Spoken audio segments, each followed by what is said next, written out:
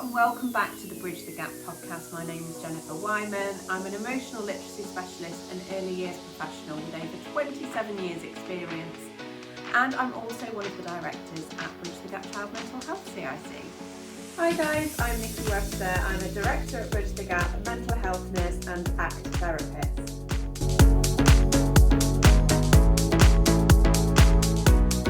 So this week we had a lot of questions sent across ahead of a webinar that we're delivering, and a common thread we saw was fundamentally, and I'm paraphrasing, but how do I get my child to listen? Yeah, this is a topic, isn't it? So we get parents asking this all the time, and us of ourselves as well, I think. And it can be really, really frustrating as a parent when we feel potentially quite disrespected or not heard or not listened to, or they're giving us the tone or the back chat. I'm certainly getting a lot of that in my house, or it feels like at the moment, and that can make us feel really disconnected to our child, can't it? I think it triggers us and it makes us feel angry if we are trying to get them to listen and we feel like we're not being heard. And when you think about what not feeling heard feels like, it's a big feeling. You can understand the reaction we have. So there's a few, I'm really fascinated in this topic. It's something I've explored a lot over the years with my background in early years. And something I always used to say to parents was that if we're fortunate, children are born with the ability to hear. But listening is a skill that we teach. It is not something that we are just born with the ability to do. And I hate to say it, but a lot of this starts from how do we show children how to listen? How do we listen to them? A lot of the times when a child's not listening, it's because they're not there developmentally and because we've not supported them enough in understanding how to. Yeah. So it's something we'll say, will you listen to me? Makes sense. Rather than saying, I'm going to show you how to listen to me. And that will look different for every child as well, because for some children, when they're listening, they're not looking at you directly and they might be doodling or they might be doing something else to buffer that. But for other children, it's stop, I'm looking at you, I'm giving you that sign that I'm listening. Yeah. It's a whole minefield, and we want to dive a little bit into it, don't we, today?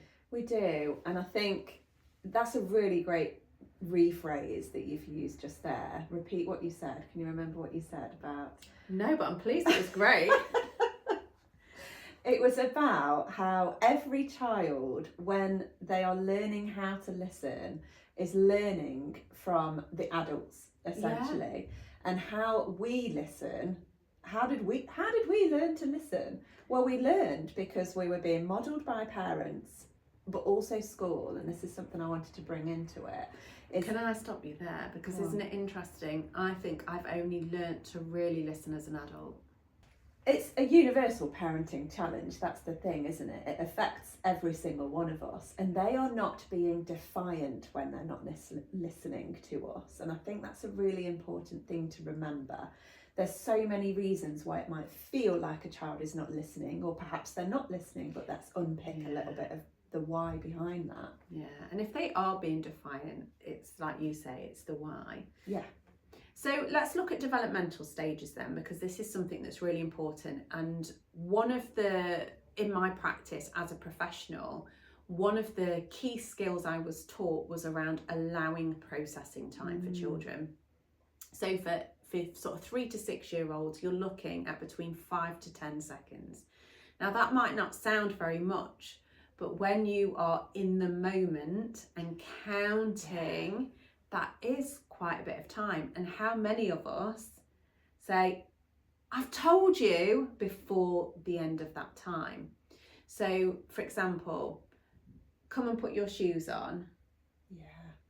1, 2, 3, 4, 5, even 5 seconds feels a lot. It does feel a long time, doesn't it? And if you get to 10 and they've still not responded, to repeat it in exactly the same way with the same language. If you don't, they restart the processing from scratch. Whereas if you repeat it in the same way, they are just being supported to continue the processing. Now, the shoes thing was quite a simplistic kind of view, because for me, there are so many points that would come into that before you even request that. Yeah. I would stop what I'm doing. I would approach the child. I would say their name. I would tap their shoulder. I would find some kind of connection. And then I'd look at them and say, in 2 minutes, I need these shoes to be on your feet. Yeah.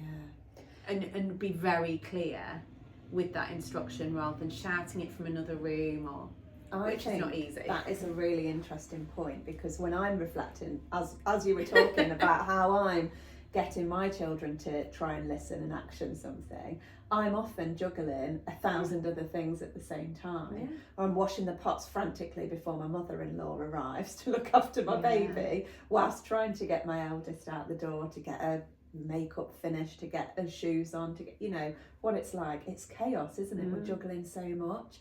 So that's a really interesting point, where actually we get down potentially on our hands and knees, eye level with them, or tap them on the shoulder like you said, and we get their attention, rather than, can you just put your shoes on, from another room, which is often what we end up doing, because we're so drowned in all of the other activities that we're doing. Because it's hard to listen when there's so much other stuff going on in our head. And this is another kind of side of that, is that for us it's difficult to listen when we've got lots going on. For a young person, say this is the morning and it's chaotic, it's probably quite an overstimulating environment potentially, before you look at other sensory overloads for certain children, like wearing uniform, or the worries they might have about going to school, leaving you, you know, what might happen throughout their day. So getting them to listen, we have to acknowledge everything else that's going on in their brain. So by going over and checking in that, I'm just checking you're connecting with me here right now first. And you're right. We're carrying so much in those moments. It is natural for us to not do that. Yeah. And parenting is tough. And some of the hard reality of those moments is it starts with us. Oh, yeah. And that's horrible and hard. Curve. And it's not about blame. I must say, it's not about blame. But it can save you time in the long run. And if this is something you haven't done with your children from a very young age, then they've not potentially learnt those skills in quite the same way. And I was quite fortunate. This is one thing I was able to give to my children because of my professional background. But there were other things I didn't give them that were really not to plan. But it's something, it helps with attention span, it helps with focus, it's slowing down. Television, background noise being on. We can't teach children to listen if there is a lot of external stimuli in their parameter. That's really interesting, and I think it comes back to as well, remembering in those times that yes, it saves time in the long run, like you said, but it also saves us throwing petrol on a situation, doesn't it? Yeah. It saves the fallout later on. It saves us getting stressed as well, and they're not doing it, they're not listening, then we're feeling disrespected, then we're up here before the day's even began. I did a story on this morning. Like, so actually practicing to bring that in for ourselves, I think, is really key. And that's so interesting what you said about the television being on in the background as well. When I was growing up, we never had the TV on in the background. And when I remember my mum, when we went round to a friend's house, and she would come back and she said, do you know, they never turn their television off, it's always on. And I always remember her saying it, because I thought, well, what's wrong with that television always being on? And I remember it now as an adult, as a parent, I purposely don't leave the TV on. We grew up with it being silent in our house. Not silent, there was 3 of us, but quiet, no background noise. But now in most, I would hasten to say most family households, there is background noise. There's a TV blaring, there's music on. And it's interesting that we take those things from our own childhoods. I've not done that in my family. But as soon as the TV goes on, and my eldest has got her music on, for example, I start feeling really overstimulated and overwhelmed. Yes, mate. And then I shut down my listening. Yeah. So when my husband's asking me, last night he was asking me, you know, what you're cooking for dinner.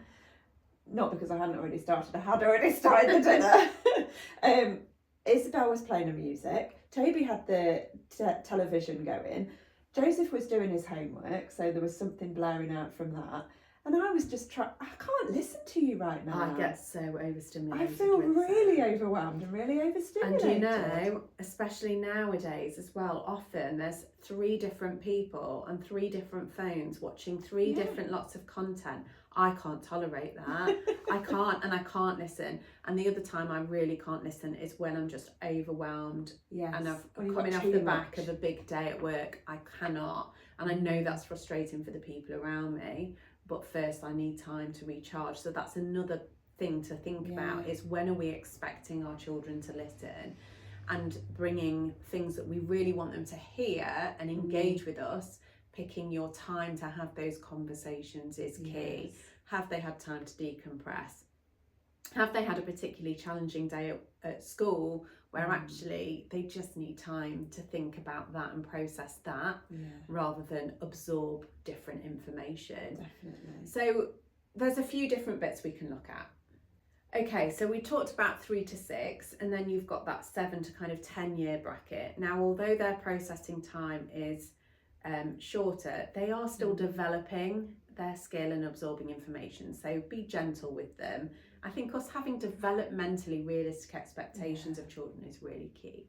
And then for teens, obviously their brains are much more mature than a 7 to 10-year-old or a 3 to 6-year-old, and they're also dealing with a lot of change, a lot of hormones, a lot of challenges that they have never experienced before. So that's taken into account in terms of listening. And something else that's important for listening is feeling attached and safe with the person that you're listening to. And interestingly, for teens, I think that can be quite a fractious time for parent and child. So that connection can feel a little bit rocked, which makes the listening part, them to you and vice versa, a little bit more tricky. So just to acknowledge that, really. And the other thing I want to talk about is non-verbal communication. So we've spoken about that in terms of, you know, the touch on the shoulder, saying their name, connecting with them. But don't forget as well, so an example I always give is in the very early days of doing my workshop. So I think this was even before I'd set up Bridge the Gap. So it was 2016, I was doing parent workshops at my previous setting. And I always used to do a communication and language one. And we talked about all of that with the television and everything. But I always used to show a video of Pingu. And we used to watch a short episode, and I used to say, right, tell me what's happened in that episode. And everybody could tell me what had happened in that episode. I said, that's really interesting. How many of you speak fluent Penguin? And nobody did.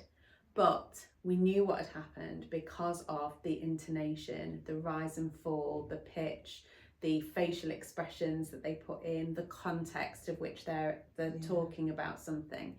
So don't underestimate the power of those non-verbal clues when you're talking to your child and expecting them to listen. It's hugely significant and important. Definitely. I think, that is huge, isn't it? I love Pingu. Oh, I flipping love it. Do you know, brilliant. That's weird that you've brought that up, because I introduced my son to a clip of it on YouTube yesterday. I love Pingu. We used to watch Pingu a lot in our house. Love Pingu. Because they're short little bursts of episodes that are humorous. Yeah. And also what I like about it is there's so many challenges that Pingu faces. There's so much learning in there and how did he get through that? How did he find that fish? Do you know what? He's got a good can-do attitude as Pingu. Yes, he has. So I think reflecting as well on where is it difficult. So perhaps is it that your child is struggling before school to listen, or seemingly struggling to listen, or is it maybe when they're coming home from school and the expectations that we're putting on them? There's so much to reflect on around that, isn't there? That post-school collapse. Post-school collapse. So really having a think about when are the tricky times that your child Yeah. is struggling to listen, and is there a pattern? I think Yeah. just reflecting on that and reflecting on how full we're feeling, like we were talking about, we can often feel really overwhelmed or overstimulated. What's going on in our brain? Are the expectations wrong on them at that point? Is it more about us? So that's really helpful to remember, I think. And the other thing I wanted to mention is when we are asking them to listen, it's often when we're setting a demand. And I think just to be aware of, some children struggle potentially with that demand. Obviously, we talk about that quite a bit. But how are you asking them to do something? What area are you asking them to listen? Is it when they're coming off an iPad, for instance? Is that a demand? Is it when you're asking them to do something that is a demand? So I think what we're asking them is often something we're demanding them to do, or an action we're asking them to take. And if that's the only time we're expecting them to practice listening skills, then that's never going to be as successful. We want to be sitting down with them reading books, or we want to be sitting and listening to them and actively listening to them. And this is something that I found really key for my children when they were younger, was active listening. And I still practice it now, even though my children are adults. When they're telling me something, I practice active listening skills. So number one, I'm really listening and tuned into what they're saying, and I'm listening to try and understand, not to respond. And that can be really tricky as a parent. The other thing is, especially for my youngest, who could talk a lot, it's easy to drift off mentally in those moments. So what has always been helpful for me is I'm imagining what she's saying to me. So I'm picturing it almost like a little mini film in my mind, and I'm using paraphrasing to check my understanding of what they've said. So if she's was telling me about a story about her friendships, I would say, I'm just checking. So you're saying that you felt really hurt because when you went out at playtime, your friend hadn't waited where they said they were. And that one either shows her that I'm listening and I've tuned in and I'm checking. And that you care. And that I care that I've got it right. And two, I've given her an opportunity to say, well, that's not what I meant. And then that's helping her think about how she's communicating herself and her ideas and experiences. So that helps developmentally as well. Body language we've spoken about, but really important, is my body language relaxed and open, or am I tense because I'm thinking about, well, I need to go over there and do this. I'm using eye contact, but I'm not necessarily piercing them with eye contact, but I'm looking at them, I'm aware. And there are so many other little tips like that can just help. But if we're not doing that for them, they're not going to learn to do that for us. We want to teach them those active listening skills, so therefore we have to model it to them for things that matter to them as much as when things matter to us. And often it really doesn't matter to us, does it? So sometimes we have to fake it. It really doesn't. To make it. Sometimes it really doesn't. It really doesn't sometimes. So my daughter, I remember every time she got in from school, she'd want to relay every single detail about her day. And my son was completely different. He didn't want to talk about his day at all, still doesn't now. So she would give me every minutiae of detail that you can imagine, and every part of me wanted to go, I haven't got time for this, and in my head I'm doing a million other different things potentially. But you have to fake it and be interested. Even if you're not in a space to truly actively listen, just make it come across like that you really do care and you are actively listening. And also though, there is a caveat to that I think is really powerful, is to model sharing when you're not listening. So I'm the same, my daughter, when she was little, every second of every day. And then I got my book out and then I put my bag on my peg. And as I walked into, I've been there. But when I used to pick her up from school, and I'd been obviously from education surrounded by lots of stimuli and children, and used a lot of listening. I had listening fatigue by the time I'd picked her up. and she wanted me to listen and hear, it's also for me okay to say, do you know something? I really want to listen to what you're telling me. And right now my brain feels a little bit busy. Yeah. I want you to hold some of those thoughts. When I get home, I'm going to have a cup of tea. I'm going to sit down, and then I'd really like to hear what you've got to tell me. Now, you will lose potentially some of the content giving that space, but also you're modelling that it's okay to acknowledge, I can't really absorb this now, because you want them, when they're not listening to you, to be able to articulate why. So it's so powerful, because it also says, I care enough about what you're saying to me to be honest about the fact that I haven't got space and capacity for that right now. And I think that's hugely powerful and significant to the development of their listening skills. And I think really important that we then do go back to that. Absolutely. Let's be still showing them that we're interested, and I am picking this back up, and they might have forgotten, and that's okay, but bringing it back together, that's important.